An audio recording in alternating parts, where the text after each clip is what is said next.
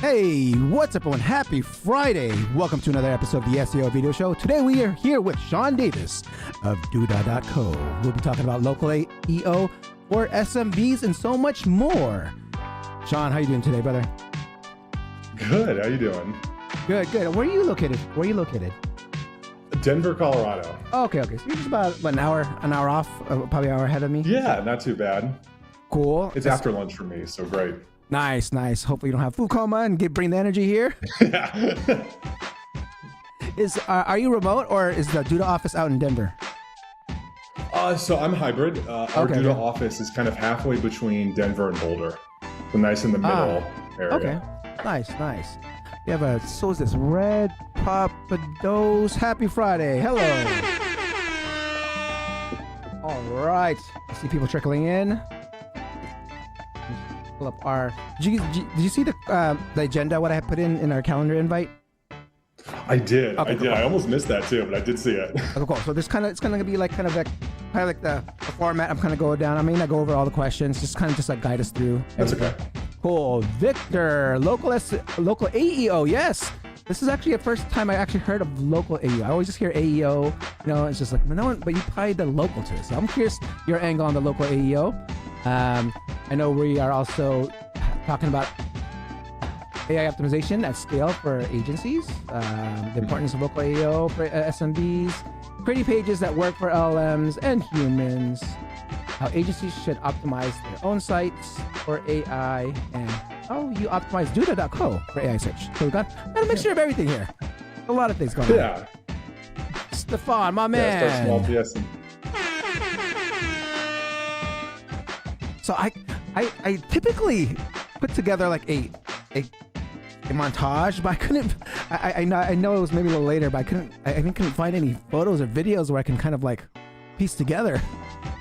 I'm sorry. Let me see, but I'll still try and do an epic intro for you, even without that. So we should be good to go.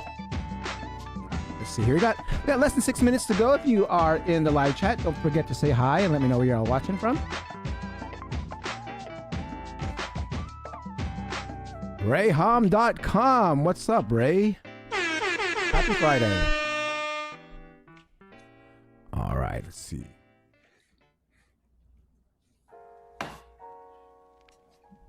So you typically are you like do you post most of the blogs, or you like sole blog writer, or do you have writers under you for Duda?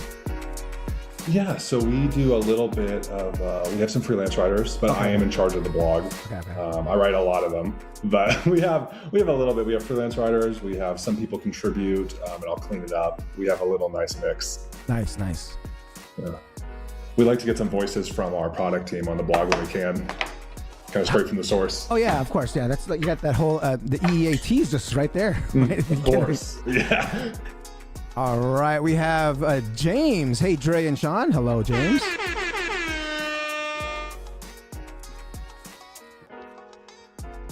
Let's see.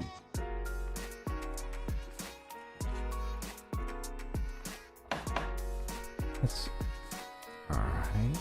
So, do you typically on a day-to-day work with Anton? Yes, I'm a huge Anton fan. So I know he has. Have you been on other podcasts, or is this? Am I one of your first ones? I definitely call you one of the first. I mostly do stuff. I mostly contribute to things that Duda themselves host. So I'm excited to get on a different website. Got it. No. I mean, I guess if this is one of your first ones, it's gonna be everyone after this is gonna have to compete. Yeah. All downhill from here. Yeah. Ernesto, yo.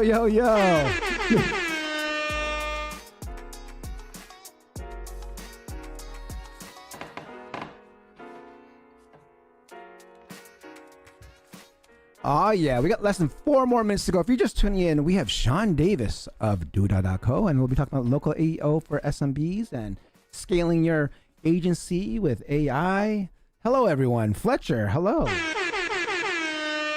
Looks like we have a full house today, so it's great to see everyone here. I've been off. I usually go live every Friday at 12 p.m. Pacific Standard Time. But for the past couple of weeks, or maybe even 3 weeks, it's been off. I had to like reschedule. So like, I mean, this is a time where everyone comes on. So it's like, I usually get my highest attendance around this time because it's my usual time. Yeah, right before Valentine's Day too. Yeah, I mean, like right after this, I actually have a boba shop. So I actually have a Valentine's event for grade schoolers. Right after this, I'm gonna go straight over there, and then tomorrow we actually have like a whole like concert and mini concert, like of just some local artists coming in. Yeah. So I think a grade school like Valentine's thing at a boba shop would be a highlight of my school year. Yeah, they're good. My shop is actually right across from middle school, so like it's like a hangout spot. Yeah. All right.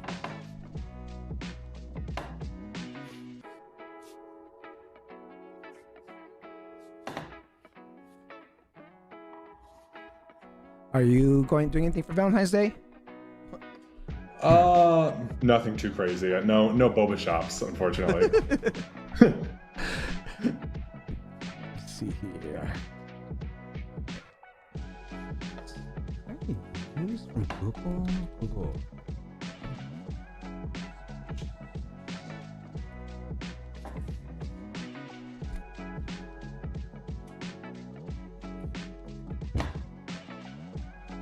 All right, so we got less than 2 more minutes to go, so I'm gonna go ahead and put you on mute really quick, and I'm gonna introduce you in like right after my intro. All right? No. All right, guys, if you're just tuning in, we have Shawn Davis here, and we'll be talking about local AEO, local answer engine optimization, which is a angle I haven't really chatted about. So I'm very interested on this conversation and a lot of other things that we have going on. We were talking about AI optimization at scale for agency SMBs. We have creating pages that work for LLMs and humans, how agencies should optimize their own sites for AI, and how you optimize Duda.co for AI search.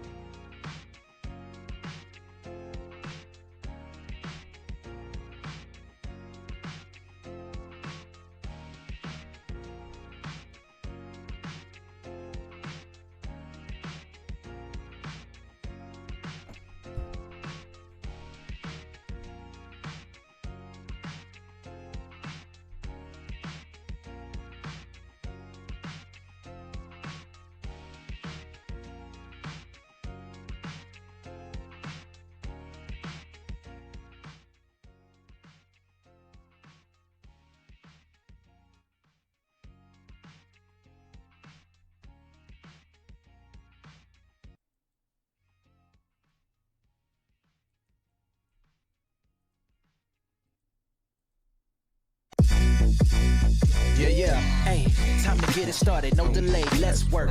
Wanna see you be an SEO expert. Paul Andre de Vera, steady dropping knowledge. Over 15 years in the game, so he knows all about it. Master the art of SEO, you will be amazed. Time to get your brand off page to on page. Dropping knowledge, legendary for sure. Whether you're just getting started or self-employed entrepreneur. Yeah, let's go. Subscribe to the SEO video show. Hey, welcome to another episode of the SEO video show where SEO is alive and fun. My name is Paul Andre Vera, aka Dre, and I curate SEO videos released within the past week into about 1-minute clips. My favorite part of the show is when I get to introduce my guest, and today's guest is Shawn Davis of Duda. Before we get started, let's say what's up to everyone in chat. I see Maddox, Fletcher, Ernesto, James, Marcus, Ray, Stefan, Victor. Hello, everyone. Don't forget to like, subscribe, and hit the notification bell. Now let's get on with the show. Hey Dre, why do SEOs love the farmer's market? Lots of organic content. All right, people started laughing way before that joke came by, but it's all good. So for Google, it looks like I haven't seen any updates at the Google Search Central in news and ranking updates. It looks like the February Discover Core update is still running, so be sure to check that out. Okay. Now let's introduce our guest. But before we do, here's a word from our sponsor. I used to spend half my day just copying and pasting between several different marketing tools. If you're an SEO or content marketing, you know exactly what I'm talking about. Research in one platform, drafts in another, approvals in Slack, publish in your CMS, analytics somewhere else, and you do this every single time, every day. The worst part, you can't even tell if any of it's working, especially when it comes to showing up in AI search results. The data lives in 10 different places. Now that's why I started using Profound Workflows. It's a no-code builder that connects everything: research, content generation, approvals, publishing, monitoring, all in one automated workflow built right on top of Profound's AI visibility data. You start from templates, customize your process, and actually measure whether your content is winning in AI answers. It's not just guessing. Profound Workflows is now available. Visit tryprofound.com, link below. Stop stitching tools together. Build a system that runs itself. Shawn leads Duda's content and communication networks, including search and answer engine optimization. He provides actionable insights in digital marketing agencies and SaaS companies of all shapes and sizes. Please welcome Shawn Davis. Hey, hello. All right. So, what's up, everyone? Let's give a round of applause. I love the intro. All right. So this is the first question I ask all my SEO professionals that come on the show. Like, in 1 minute or less, how does Shawn get ranking on page 1 of Google? I'll give you one word. It's a little cheesy, but I'll stick with consistency. Love it. First knowledge bomb today. Hold on. Let's rewind this real quick. Hold on. All right. Take us way back when you first got into SEO. When was that? Right. So I'm going to give Libby a non-traditional answer, but I got into it while working for a nonprofit in Montana. Okay. We were doing outreach, and I was already doing communications, but I really needed more people to kind of see the content and like sign up for the grants we were doing. And so SEO was an obvious way to do that, to try and get in front of these people. Got it. Okay. So from that nonprofit, like, how'd you actually learn it then? Yeah. So a lot of trial and error, a lot of YouTube. I read a lot of Rand Fishkin. Okay. Big fan of his work. Love that. Okay. So, I mean, was this where you're just following his YouTube? I mean, was there any like websites you're visiting, any forums, or any maybe courses you took? Yeah, so I definitely, took the HubSpot course. I think HubSpot's had a great SEO course at the time. Nice. I read his blog on SparkToro and what came before it on Moz. Obviously, a lot of LinkedIn with the digital marketing groups on LinkedIn. Yeah, love that. And then, of course, just trying it and seeing slowly what worked. Got it. Do you ever go to conferences? Sometimes, yeah, here in Denver. Oh, there you go. Yeah, what are some conferences out there in Denver? We have some local groups that'll meet occasionly, and then we also get DigiMarcon every now and again. Oh yeah, I do remember that. Oh, cool. Love that. Definitely should check out Brighton SEO in San Diego. It's pretty big. If you have everyone check one of those out. So I'm curious now, like, why don't you take us forward to today? Like, how'd you land at Duda and like in your role there? Yeah. So I think something I look for in communications roles, I started as a content writer with Duda, and something I look for is an opportunity to write about a lot of different things. And so I love a website builder, especially like Duda, that's kind of B2B to SMB. Yeah. Is we have tons of different types of agencies who build, and then for them, tons of different kinds of businesses. So it gives me an opportunity to write about so many different things and approach the SEO and AEO topic in a very unique way for kind of a niche product. Got it. Okay. Now, let's go into our first topic of today. And it's on AI optimization at scale for agency SMB clients. So this is kind of like a bullet that you gave to me. So I'm curious, like, I mean, let's put in perspective. Like, I mean, if an agency has like 5 to 500 SMB sites, I mean, what's the highest ROI AI optimization playbook you'd like implement for them? Like, what at a high level?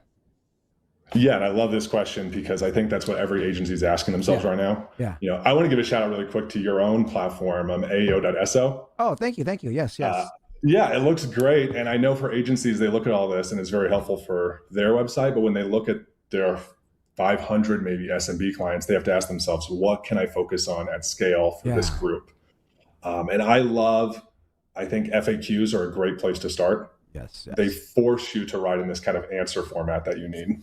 And so I think if you have to add one thing to those sites, that's a great place to start. Got it. I mean, so is there any other things? I mean, it's funny that you mentioned AEO.so because I do have a lot of agencies. I can tell they're an agency because it's multiple people from a certain domain that's sign up. So they're using it as, I mean, it's a pretty much a huge checklist.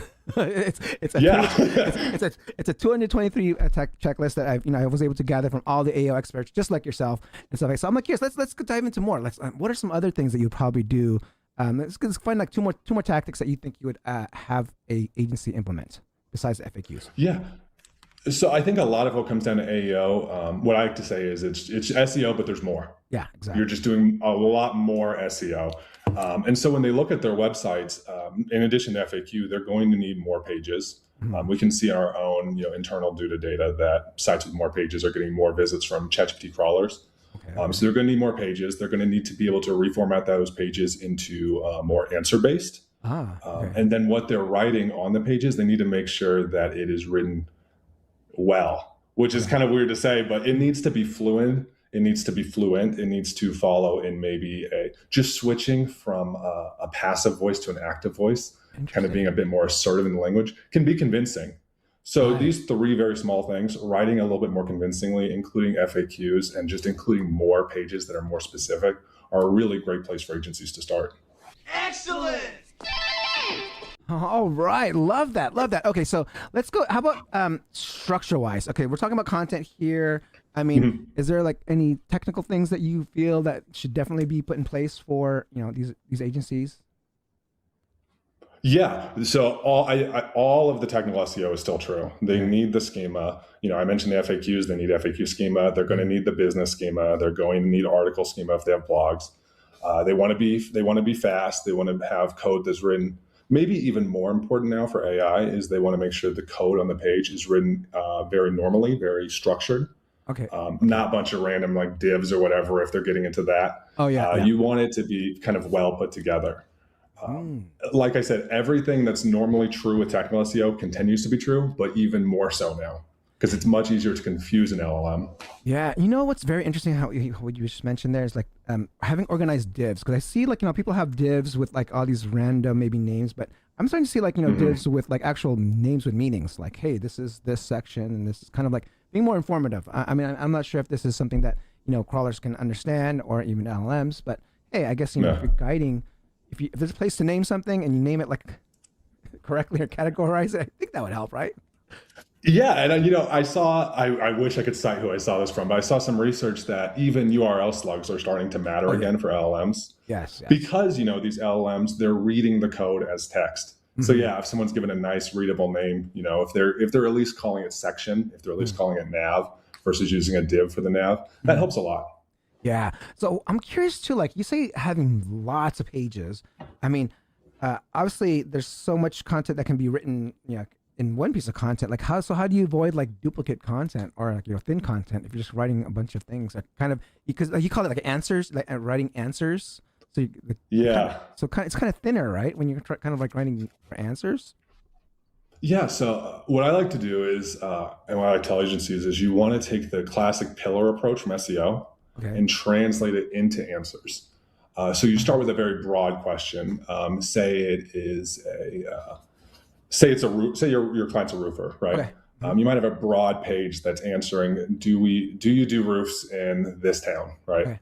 So it's almost a location page where you're answering that question. And then you have a couple related answers in the FAQ that aren't that far off. So no page is very thin. You want a bigger topic that you can subsect. Got it. Love that. So you're pretty much filling out the page with the FAQs, right? It's because you have like kind of the main topic and then all these sub questions under there. Yeah, and I think that does a good job too on the design side for balance. You don't want a page, you still have a person coming here eventually, and they're not going to read a 10,000 word page. Yeah, so I'm curious then, like how are you finding the right questions for these FAQs? Yeah, so there's a lot of really classic ways to do it. First off, we can start mixing in some old SEO. Yeah. Just Google the main question that you want to answer and look at the related pages. These often come in a question format. They're very good inspiration. Love that. And like more, you have any more? How are you personally finding these? Yeah, so for us on the website builder part, very good classic answer too is to just listen to customers. Yeah. Listen to our sales calls. What are they asking the sales reps? We can make those answers and then put those into Google, find related questions. So combine this kind of human conversation with classic SEO research. Love that. Okay, so let's put all this into like a process or a workflow. So we have, you're working with the agency. You tell them, like, you kind of like, what's the stack look like? I mean, like, from like you're doing briefs or you're doing research. I mean, again, like, how does this kind of the workflow work when you're kind of guiding your agencies here? Yeah. So for, are you asking for like, how do I do it? Yeah, do that. Yeah. Yes. Yeah. So what we start is with the goal, right? And that I think is number one. Like, what is our goal? Do we want to talk about, some new feature on Duda's website builder, right? Okay. So then from there, we'll set out, I'll do the brief. I'll ask myself, like, what are the questions people might have about this feature? And also, what are the questions people might have that lead them to this feature being the answer? So I'm reversing the thought process from the answer to the question. Okay. Then from there, we can write like a main piece of content. What's the thing that's going to strike the hardest? This like main question, and then anything tangential. And we can sometimes loop AI into that too, once we already know what it's going to be about. But I like to say that a human should always be at the beginning and at the end. You always want someone reviewing, starting the question and then reviewing the answer. But it is generally about one big piece of content, and then repurposing it into many smaller pieces of related content. Love that. Okay, so here's another question for you. Like when it comes to, I know like word count is like it's not a thing, and you talked about like no one's reading 10,000 words. So, but are you particularly targeting maybe certain word count, or is there like maybe a minimum that you want on your page that you're doing, or like there's an average that you kind of always stick within that's been working well for you? Yeah, and I'm with you. So I'm going to say something and I'm going to disagree myself immediately. I do think there's something kind of woo-woo about word count these days. There's so much evidence that shows that all kinds of links are ranked. But I always shoot for around 1,400. Okay, There was a piece of research forever ago by Medium that said that articles that were about 1,400 words got the most engagement. And so that's still thinking towards the human side. What would someone actually read? Yeah, no, I'm totally with you there. I'm like, I'm in that same ballpark as well. So I think that's kind of just like, you're right. As just humans, I think that's the most we read, right? Like, I mean, it's just enough. It's just enough, like just enough to get what we want. Love that. Okay, let's go on. Yeah. No. Oh, I was gonna say there's something scary about 2,000 words. Oh yeah, exactly. All right, so how about this? Let's go on to our second part of our topic that you kind of, one of the bullets that you sent over was the importance of local AEO for SMBs. So again, when I hear like local, I think of local SEO, and when I hear AEO, I don't really hear local with AEO. So I'm curious. Yeah. I mean, can you define local AEO in your terms of how it is? Yeah, if I had to just give it in one description, it is you've opened ChatGPT and you've asked best sandwich in Denver. You're looking locally. Got that.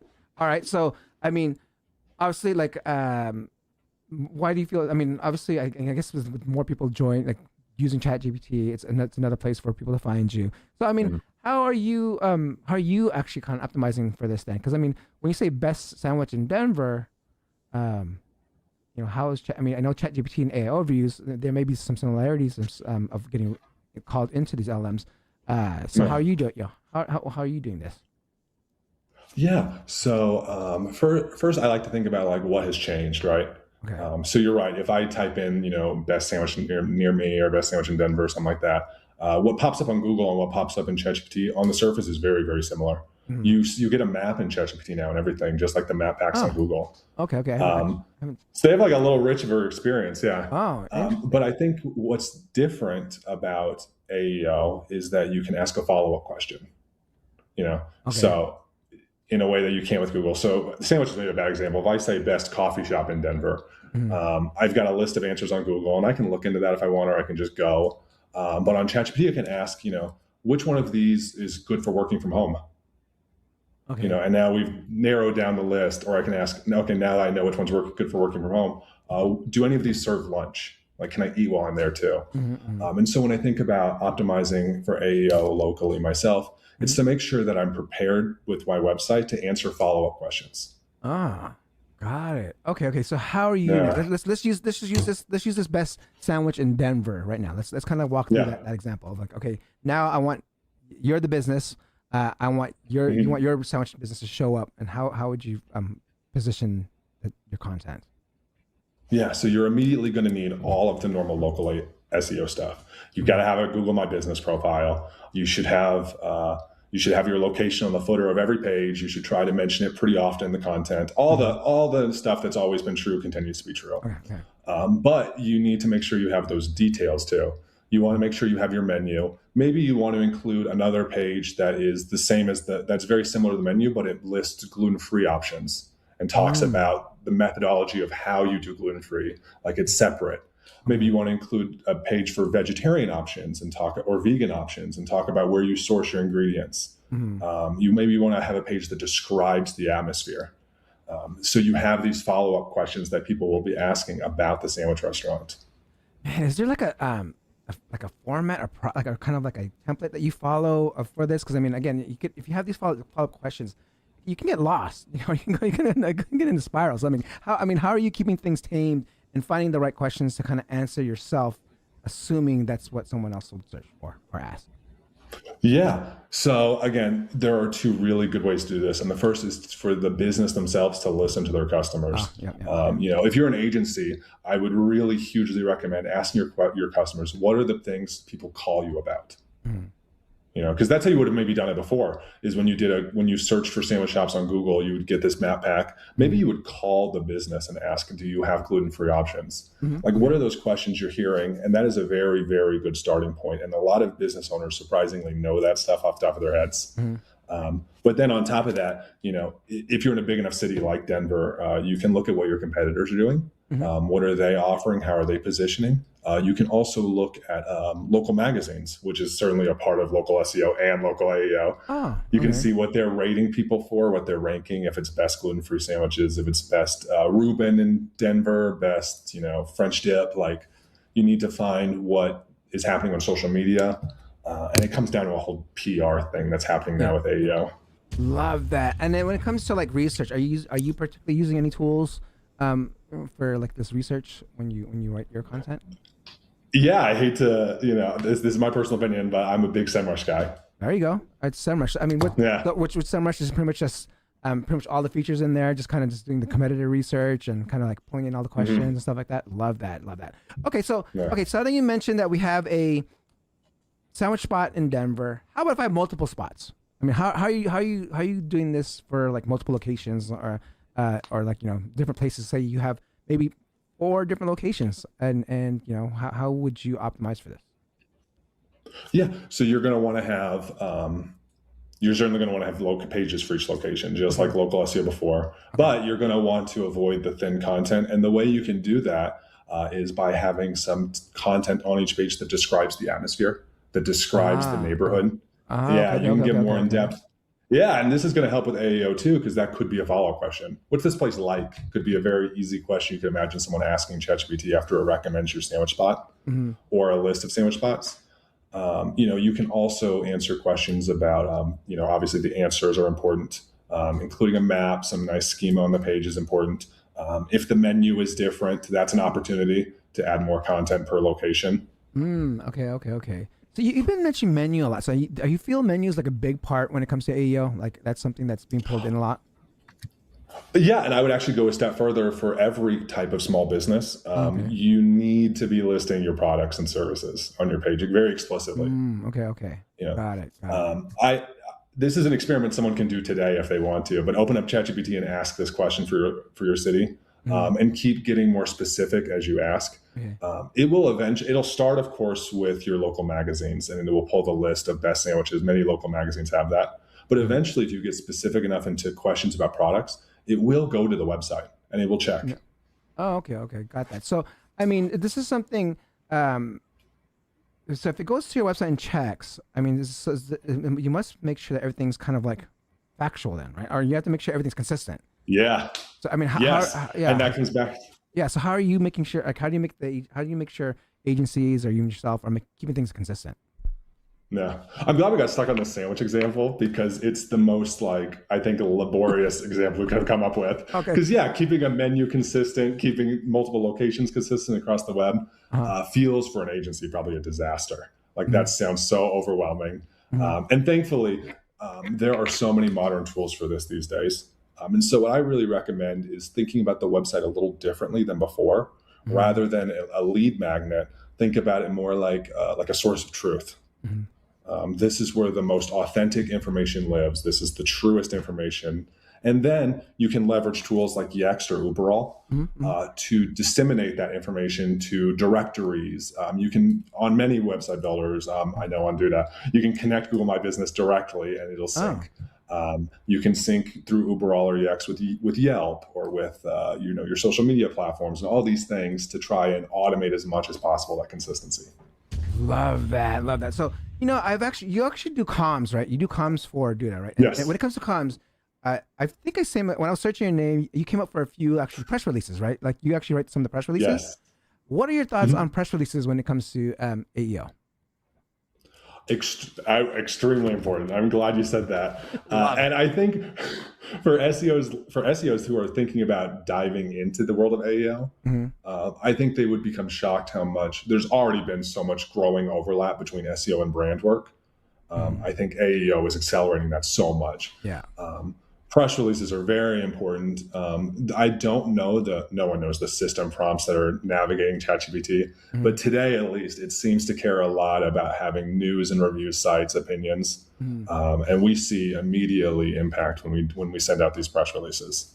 Nice. And I think there's some people are actually creating some tools now to kind of figure some of these things out. Where I don't think it's too far away of what people are searching there. But okay, love it. Again, press releases. I love press releases. It's something that I believe is part of my AEO strategy as well. And I saw you doing it, so I wonder if you're doing that on purpose. Is that part of it? Yeah, no, genuinely, yes. Yeah, I love that. Okay, so let's go into creating pages that work for LLMs and humans, right? So the goal here is to show how to build content that's readable, scannable, and answer engine friendly. So I know we kind of talked about this earlier. So when building a new page, how is the information architecture like? I mean, can you kind of maybe go through the actual formatting of this page? Yeah. So one thing I love, maybe this is, I got a journalism degree, so maybe it's from that background. I love a reverse pyramid format. I like to. Okay. Yeah. So what you do is you start with the at the very top, the main point. Okay. What is the one thing you want someone to take away, and that's going to happen above the fold. This is for the person, and as you move down the page, it's going to get broader, and it's going to cover more and more and more until you're at the very bottom with these FAQs, where you're now getting very deeply into specific answers to many questions. Okay. Got it. And then when it comes to let's say formatting wise, are you using subheadings, H2s, H3s, up to H4s, else like that? I mean, what's your standard format? Yeah, I like to think about pages in sections. So yeah, I definitely have an H2, and we'll have 3 or 4 sections per page, and each one will have its own H2. And then inside you'll have H3s and H4s. Okay. The main section will include all the information of the page with that reverse pyramid, with links down so people can, for the person, so they can navigate to what they want to find out more about. And then deeper sections may have sliders or more interactive elements. We're on the person side, not the AEO side now, but I like to make people click on stuff to engage with the page. I want them to slide through some images. I want them to go through a gallery. I want them to open to expand things that they're interested in. We can learn more from the analytics on that, which can inspire our AEO roadmap. Or, we can also there's plenty of there's quite a bit of research that shows that people interacting with it, they're a little bit more engaged. They're a little bit more interested. Love that. Okay, we got a first question here from Calling Larry. Yeah. Could you give an example of a press release, the topic or content? What's the topic of your press releases? I think you just sent one out recently. Yeah, so we do, we have I'll give on Duda's example. We have 2 classic kinds of press releases we send out. Okay. A really interesting killer new feature that we're excited about. So we sent out one recently, which was the ability to use AI to generate websites, of course, but based on a template. So you pick a template and AI generates the content to give you a little bit more control. And so the press release obviously talked about the feature, but it talked about it in a more informed way. based on information that we know about workflows from customers, trying to bring in some kind of almost social proof into it. And then another good one is we do research. We do market research, and we'll send out press releases based on that stuff we know from agencies, stuff we know from SMBs, from our SaaS customers. Love that. So I want to dive deeper into that one. Because the other one is pretty much like that's standard. You do press release and the features, but Yeah. I'm curious on the second part of what you're talking about. Like let's dive deep into like those type of press releases, because I want to do more of those myself. Yeah, the research side. Yeah, like what Yeah, of course. What are you researching? Yeah, like and like I'm curious. Like, can you give like some examples of maybe a study and like how it was created? And Yeah, so we have a couple different ways we do it.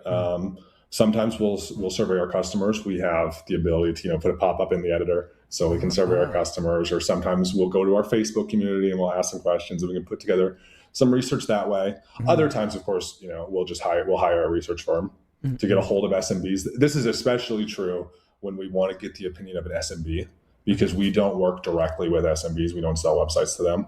Okay. So a research firm helps us get in touch with those people. But in terms of what we do research on, we like to. I love this overlap, because I'm going to say something I've said already, but in a different context. I love to figure out what kind of questions agencies are asking. Okay. So much of brand, I think, these days is becoming, what are the questions people are asking? And we're doing that in the research side too. What would an agency in 2026 want to know is kind of what we're asking. And so, we might ask questions like, are their SMB clients feeling more comfortable doing stuff themselves because of AI? That's something an agency would want to know. Yeah, exactly. And then we'll ask that, and we'll try and get some responses, and we'll do data science on it, and we'll package it into a beautiful little PDF, and we'll send it out. Nice. So you should do some like data journalism there, right? It's kind of like putting like all these things together. And it's cool that you do have all this outlets to get these surveys and stuff like that. For those that don't have that though, what can an SMB do? Yeah, so for an SMB is going to have a hard time doing any kind of data journalism, but that doesn't mean that they can't, right? For example, a survey, while they can't necessarily maybe always do a survey, they can certainly do research. They can ask their customers questions on the receipt if they want. They can put a survey link there. That's an option. But say a mechanic shop can look at their CRM and pull out trends that might be interesting. Like, we're seeing a lot more coolant leaks. Maybe it's because it's hotter. We can make some associations. That's interesting. You can send that out to the press, and now your shop is in the news. Yep. Love that. It just blew my mind. I kind of like gave you some ideas right there. Just find some small things like that, right? Just key info that like no one else will have, that your audience will know what you're talking about.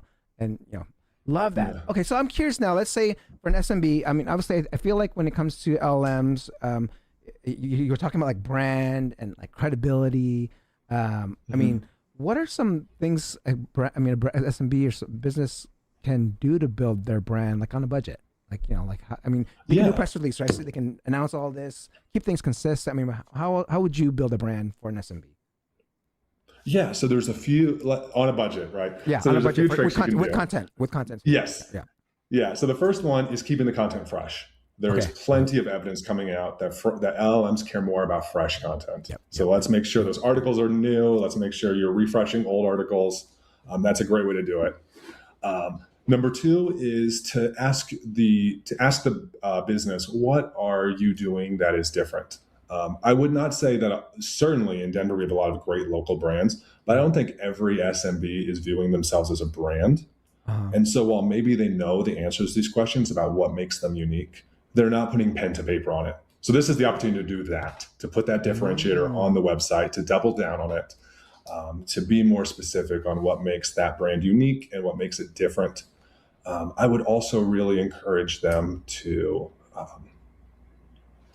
I'd say, reach out to local publications, try and get on these lists, talk to your local magazine who is ranking, if we're doing our sandwich shop again, offer them a taste, invite them over, get them to try your sandwich. Got it. Yeah. Love that. So how about this? When it comes to like,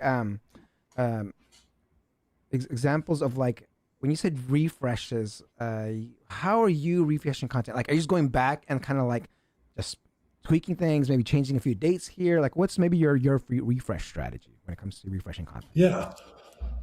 So for sure, right off the bat, if there are dates in the content, we've got to fix that. I got to see what can I reasonably change. If the article is, 5 best directories for agencies to be listed and to get clients in 2025, that is a date I can change. I can make that 2026. I can look through the list of directories and ask myself, is this still true? Are there better ones? Are there worse ones?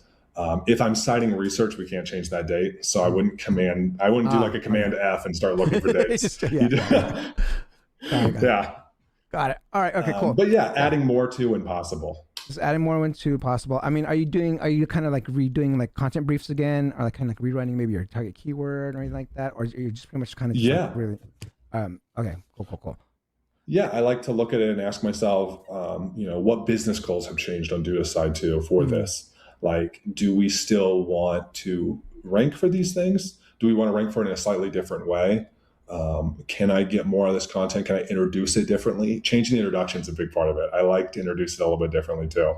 Love that. Speaking of Duda, let's get into it. Let's talk about how you can optimize Duda.co for AI search, right? Like this is the company you're with. I'm curious, like basically, we kind of talked about it earlier, like, but we want to know your strategy of like actually doing yourselves, right? Because I mean, when you create content, first let's start off here. What is your current content strategy at Duda? Like, are you guys creating webinars on a daily or weekly? I mean, how many blogs are you posting? Like what's kind of the content strategy that you're managing right now? Yeah, I'm glad you asked. We have a very small but mighty team at Duda. Anton from our webinars. He is a master at that. He's putting up so many webinars all the time, and he has his own unique strategy to that portion of the content. Okay. For mine, I'm looking at the pages on Duda and making sure that they are consistent and up to date, that the features are correct, and that there's not a page that says beta over here and then like live on this other one, that everything's consistent. We're trying to do, we in the past did 2 blogs a week. We're ramping that up. AEO requires more content. So now we're doing 3, maybe eventually 4. Okay.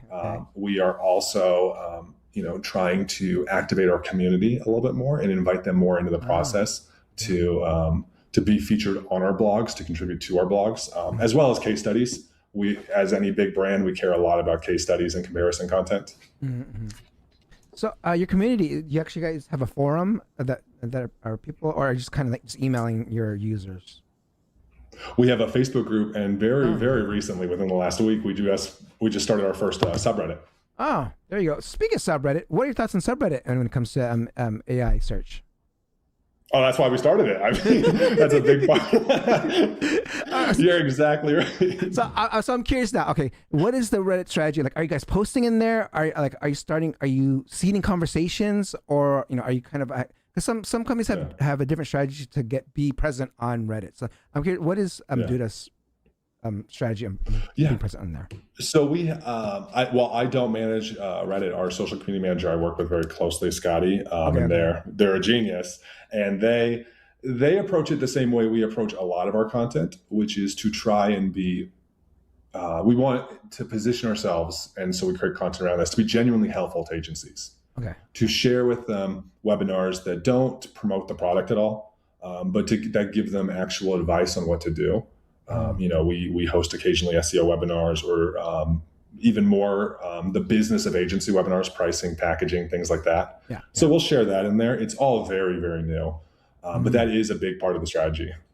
Love that. Okay, so let's get into more. I mean, guys, if you have any questions, I'm coming down to my last few questions here in the audience. If you have any more questions, please ask them in the live chat. So I'm curious, when you are being purposeful of, like, let's say targeting AI search, AEO, GEO, how are you tracking this? I mean, are you just kind of like manually looking? Are you using tools like Profound? Yeah, that is the $1 million question, right? How are you tracking it?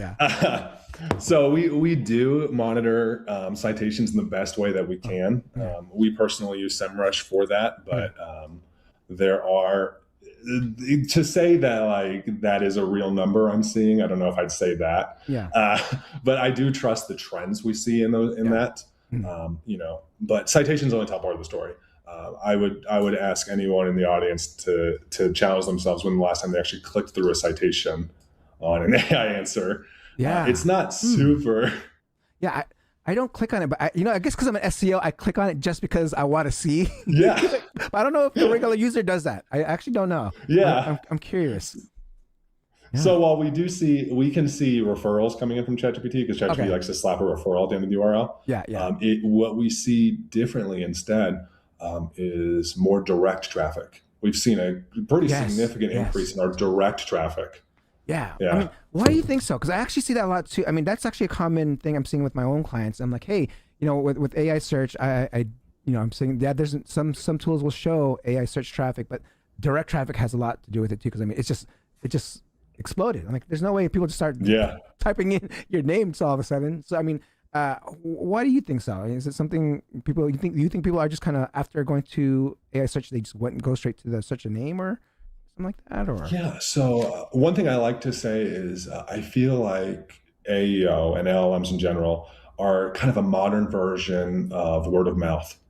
And if you think about these strategies, it's almost like you're trying to optimize for word of mouth from your existing real customers. You are trying to give it very authoritative content, very very helpful. You're trying to be in a lot of places with case studies and comparisons and all of these things. And then so when people are having conversations with LLMs and ChatGPT, because again, it's conversational, they've blown right past the citation. It is scrolled away, it's gone, but it still has that word of mouth effect. Yeah. Love that. So, okay, I didn't see any questions come in here in the live chat, so I'm going to go ahead and ask, actually, let's see here. Actually, Calling Larry has a good point here. Ad blockers and such can make it appear as direct. Good call out, Calling Larry. Yes. I didn't think of that. But it's happening a lot though. It is happening. I swear, direct traffic is happening a lot more. So I want to go into, like, let's say, with this transition from SEO to not necessarily transition, but like, the new way of kind of optimizing for multiple things now.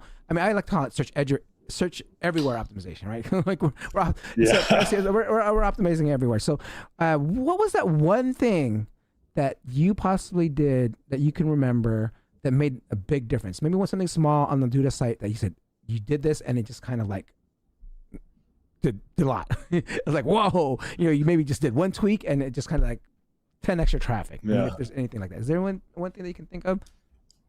Yeah, this is going to be really small. I hinted at it a little bit earlier, but when AEO first started picking up, there was this paper, this research paper, I think by Princeton, called GEO something, and they talked about ways that things LLMs liked to see in content.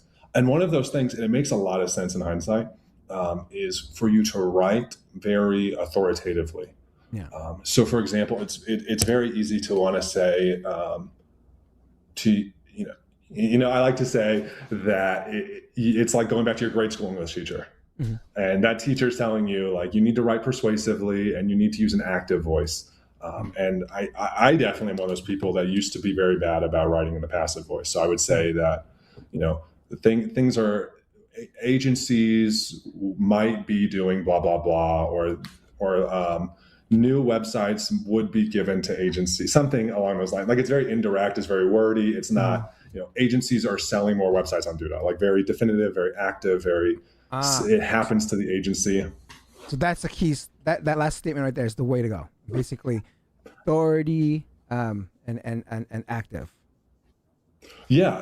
I think from the EAT, which I definitely believe translates to AEO, you want to actually write authoritatively when you can. Don't go out and lie, but don't go start lying. Yeah. But if you can say something, if you can say definitively, or at least if it's something you truly believe, you should say it and you should own it. Got it. Love that. Okay. I didn't see any other questions come in. So this is the last question I asked all my SEO professionals to come on here. If someone wants to get into the SEO game right now, and get into the SEO industry and become an SEO professional themselves, what would your advice be to them? Yeah, I mean, my advice to them would be to not worry too much. I think there's so much new stuff coming out, and it looks like this overwhelming mountain of information to learn. And I really want to emphasize that AEO today, what we know, is just more SEO. Just get really good at the fundamentals, and you are 80% of the way there. Love that. Love that. Okay, for this episode to feel complete for you, brother, any last words, and how can people get a hold of you? Yeah, I mean, I'm available. I'm available on LinkedIn. I'm just Shawn Davis at Duda. You know, obviously, you can read my writing at Duda.com. My ending words to people would just be, you know, be ready to experiment. This is an experimental time for SEOs. Own it, go for it, give it a shot. Love it. Everyone give a round of applause. All right, Shawn, can you hold on for one quick second? Hold on for one quick second. Yeah, of course. All right, guys, that concludes another episode of the SEO Video Show. Don't forget to like, subscribe, and hit that notification bell. Until next time, I will see you guys next week. Peace out.